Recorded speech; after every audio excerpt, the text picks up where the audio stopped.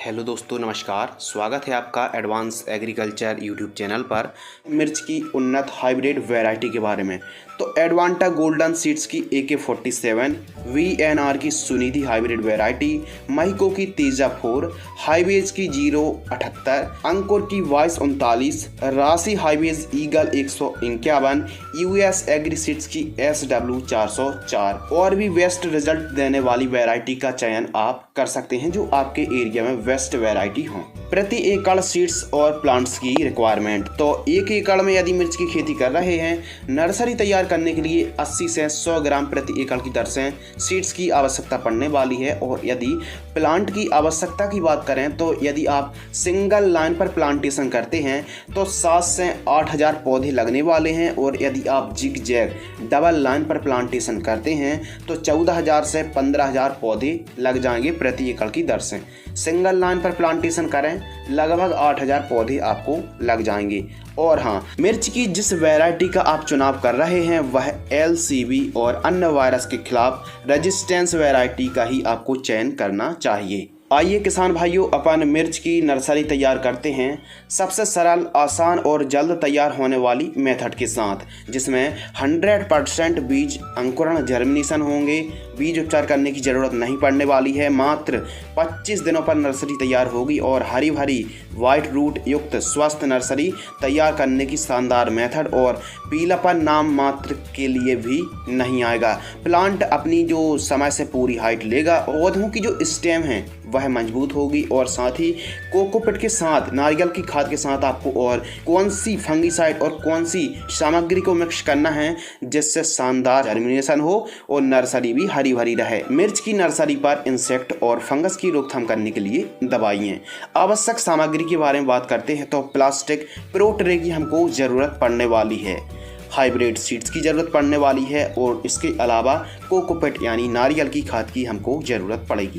Carbendazim plus mancozeb युक्त जो फफूंदनाशक आती है उसकी ज़रूरत पड़ने वाली है। और मल्चिंग कवर करने के लिए हमको ज़रूरत पड़ने वाली है मल्च की, NPK 19-19-19 और साथ ही इमीडा, नीम ऑयल, फेरोमोन ट्रैप, येलो और ब्लू, साथ ही सिंचाई वाटर कैन, हैंड स्प्रेयर की हमको ज़रूरत पड़ने वाली है। तो चलिए शुरू करते हैं और बात करते हैं किस प्रकार नर्सरी हमको तैयार करनी है। यदि आपको 1 एकड़ के लिए नर्सरी तैयार करना है तो किस प्रकार नर्सरी तैयार करना है कृपया ध्यान दीजिए। 25 किलोग्राम आपको नारियल की खाद लेना है, 200 ग्राम साफ पाउडर लेना है और 200 ग्राम आपको NPK 19-19-19 घुलनशील खाद को लेना है। इन सभी को मिक्स करते समय थोड़ा सा पानी मिला लें। जो मिश्रण है उस पर थोड़ी बहुत नमी होना बहुत ज़रूरी है। इन सभी सामग्री का मिश्रण 5 मिनट तक बनाएं और प्रो ट्रे पर कुछ इस प्रकार भर दीजिए और उंगली की सहायता से जो होल्सों के बीचों बीच एक एक बीजों की सीड्स की बुआई आपको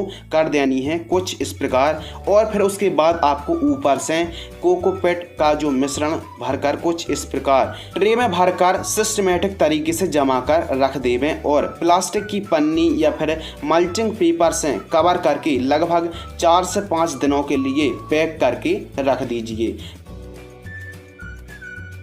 4-5 दिनों बाद आप नेट खींचे हैं उस पर बाहर निकाल के रख दीजिए और समय समय पर आवश्यकता अनुसार हल्की मीडियम सिंचाई आपको करते रहना है। जब नर्सरी 14-15 दिन की हो जाए तब आप नीम ऑयल का स्प्रे ले सकते हैं 15 लीटर पानी में 15 ml, या फिर इमीडाक्लोप्रिड 70% वाली जो WG इंसेक्टिसाइड आती है 15 लीटर पानी में आप 3 ग्राम की दर से स्प्रे कर सकते हैं कीटों की रोकथाम करने के लिए। इसके अलावा फंगस की रोकथाम करने के लिए आप मेटालेक्सिल प्लस मैंकोजेब का जो कॉम्बिनेशन आता है 15 लीटर पानी में 10 ग्राम की दर से रेडोमिल गोल्ड फंगीसाइड स्प्रे कर सकते हैं। अब कब करना है? जब 15 से 18 दिन की नर्सरी हो तब आप स्प्रे कर सकते हैं। और यदि पीलापन ना आए या फिर आ चुका है तो उसके लिए आपको क्या करना है? NPK 19-19-19 15 लीटर पानी में 15 ग्राम की दर से स्प्रे करने के तुरंत बाद आप सिंचाई कर दीजिए। जो भी पोषक तत्व हैं वह जड़ों के पास चले जाएंगे और बहुत ही तेज तीव्रता से नाइट्रोजन, फास्फोरस और पोटास की पूर्ति हो जाएगी और फास्ट रिजल्ट प्राप्त होंगे। जब नर्सरी 22 से 25 दिन की हो जाए या फिर प्लांट 6 से 8 सेंटीमीटर के हो जाए तब आप पौध रोपाई कर सकते हैं।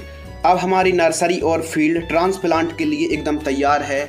हम अपनी फील्ड पर पिछले 3 दिनों से 2-2 घंटों के लिए ड्रिप से पानी दे रहे हैं, जिसमें खेत में नमी हो और हमारे पौधे में डंपिंग ऑफ जैसी समस्या ना आए, पौधे सूखे ना। क्योंकि हमने देखा है कि जो नए और युवा किसान हैं लगभग वह अपने प्लाट को संभाल नहीं पाते हैं और लगभग प्लांटेशन के बाद 40 से 50% तक पौधे सूख जाते हैं, पौधे मर जाते हैं। कारण है अस्थायी टेम्परेचर, कम ज़्यादा बारिश, सिंचाई में देरी या फिर सिंचाई का जो मेंटेन है वो ठीक तरीके से ना होना, प्लांटेशन किस प्रकार करना चाहिए, कौन सी गलती नहीं करनी चाहिए, इसकी जानकारी के लिए वीडियो पर बने रहिए। प्लांटेशन पौधरोपाई, प्लांटेशन कैसे करें, सावधानी और ज़रूरी बातें।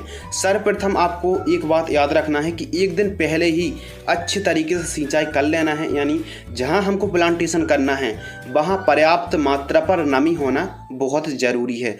पौधरोपाई सिंगल लाइन पर करें, खेत के चारों तरफ साफ सफाई और ग्रीन नेट जरूर खींच लीजिए। मल्चिंग में होल्स करने के बाद जो पन्नी या फिर मल्च की कटिंग निकली है वह खेत के बाहर कर दीजिए। एकदम खेत में साफ सफाई होना बहुत ज़रूरी है यदि आप मिर्च की खेती कर रहे हैं तो। प्लांट टू प्लांट डिस्टेंस, पौधे से पौधे की दूरी हमको सिंगल लाइन पर रखनी है 1.5 फीट। लकड़ी की सहायता से कुछ इस प्रकार जहां हमको प्लांटेशन करना है कुछ इस प्रकार मिट्टी को खंगाल दें और मीडियम हल्की हाथों से पौधे को ट्रे से बाहर निकालें और कुछ इस प्रकार रोपाई आपको करनी है। याद रखने योग्य बातें ये हैं कि जब भी हम प्लांटेशन कर रहे हैं पौधा जो है बीचों बीच होना चाहिए एवं मल्चिंग पेपर पर टच ना हो और प्लांट एकदम सीधा होना चाहिए। अब हमारी जो रोपाई है प्लांटेशन है पूरी तरह कंप्लीट हो गई। मिर्च की प्लांटेशन करने से पहले आप एक ज़रूरी काम कर सकते हैं, क्योंकि प्लांटेशन के बाद 8 से 10 दिन तक तो हम कोई भी कीटनाशक फंगीसाइड का स्प्रे करने वाले नहीं हैं। तो आप एक काम कर सकते हैं कि प्लांटेशन करने से पहले आप अंतिम स्प्रे ले सकते हैं इमिडाक्लोप्रिड या फिर थाइमोथोक्साम 25% WG इंसेक्टिसाइड का भी आप स्प्रे कर सकते हैं। 15 लीटर पानी में 6 ग्राम की दर से यदि आप स्प्रे करेंगे तो जो भी कीट हैं वह नहीं रहेंगे और ना लगेंगे। पहले स्प्रे कर लीजिए, फिर उसके बाद आप पौधरोपाई कर सकते हैं। फर्टिगेशन शेड्यूल और जो स्प्रे का शेड्यूल है पौधरोपाई यानी TP ट्रांसप्लांट से ही हम 10 दिन बाद से ही शुभारंभ करने वाले हैं।